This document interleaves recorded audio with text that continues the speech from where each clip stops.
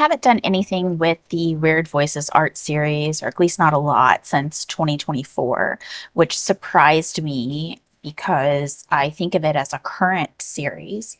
But in a recent article, I wrote about how I was inspired to go back and look through my work and find some of the things that I had been working on. And doing that, I came across this partially made sketchbook page. And I found this video I had recorded of the page back in June of 2024. So I thought I would share a little bit about the process and go ahead and finish the sketchbook page now.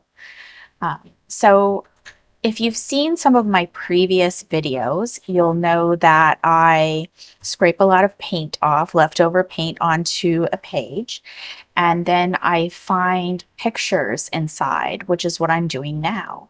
And in this particular piece, I ended up seeing a woman with a face across her chest, several people, a monkey, and a rabbit. So I'm going to come back in, I'm going to refine the work a little bit, and then I'm going to paint it up in layers. I'm not sure exactly where it's going to go. And once the video is done, I'm going to talk a little bit about what I think this piece was trying to tell me. Okay, so we're just going to speed the video up a little bit for the sake of time, but the process is pretty simple. I'm looking for different voices or creatures that I see, different images. I found a monkey there. I'm defining different people. Once I have the basic characters chosen, then I have to refine the picture. I first isolate the characters I see by using a solid color of paint. Usually I will use white, but sometimes it's another color that I find inside the painting, something that goes with the palette. And from there, I decide what additional details or characteristics that I need to add. Because this is not a planned out painting, it is not always well composed. And it's at this stage that I try to improve the composition. I try to add in details or additional characters that I think will support the story. Because usually as I'm working, the painting is speaking to me. It's telling me what the meaning is.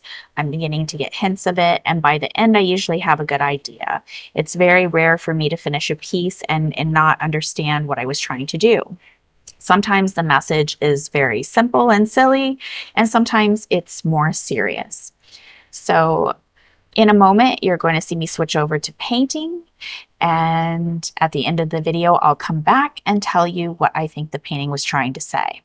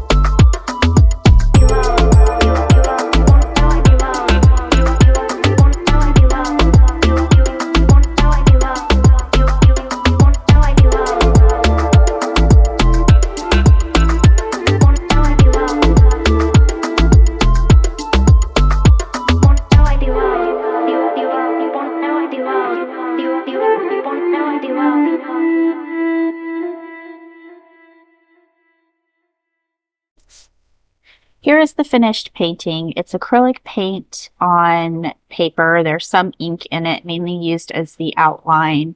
I'm glad I came back to finish this piece. It's been sitting for a while, and I was inspired to come back to it because of someone in the Wild Thread Collective suggested we should visit dreams and the subconscious, and this was a lot of my earlier work, and I haven't done it in a while, so I'm trying to make a commitment to do at least one of these paintings a month now. But this one is perfect because of the collective, but also because of what this has ended up meaning. So the challenge with this painting was all of the green in it. So I had to try to differentiate the different characters. So the main character's here in the middle, and you see that she has this face inside her chest, and that represents the voice inside her. There isn't a lot of space on this particular paper. So with this painting, I couldn't add in a lot of other figurative work unless I would have painted over some of the other figures here. But I felt they were all important. And I kind of like how you have sort of a diagonal flow and sort of like a circular flow here. So the composition isn't horrible. So the figure in the middle, she has the voice inside, her intuition that she needs to listen to. And you see a trusted friend here who is whispering in her ear. She's whispering advice. And she has this rabbit. The rabbit represents, can't speak, the childlike wonder inside. And because, again, there was a lot of green and I wanted to differentiate the rabbit, I added some of these polka dots here. It's a very playful, imaginative rabbit or bunny that is just resting on her shoulder and arm. Looking down here, we have the bird and the monkey. The monkey, I did not add a lot of detail to. I often have one character in a painting that will just be perfect. And I felt this looked a lot like some of the monkeys I used to send to my friend Stephanie as a meme. Her favorite animal was the monkey. She passed away several years ago from cancer, unfortunately. So I kind of felt like this coming back was a reminder to keep friends close and also to look towards the past. But at the same time, we have a meeting here with the bird. The two are meeting.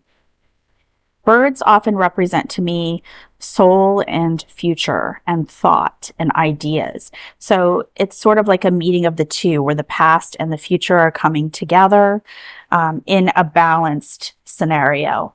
And you have this individual here, and he is observing the two. And this was a reminder to be conscious of the present and, you know, observe what's going on around us and be more,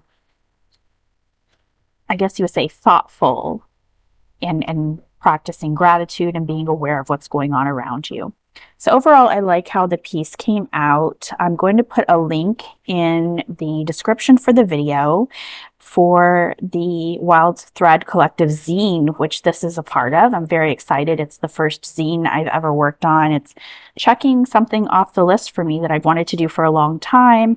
And I'm glad that the members of the Wild Thread Collective inspired me both to come back to something in my art practice I haven't done in a while and to work on a project that has been on my bucket list for a long time.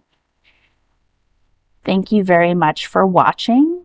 And I guess I will see you in the next video. I hope you like and subscribe and see the next painting I do. Again, my goal is to try to do one of these a month. Thank you again.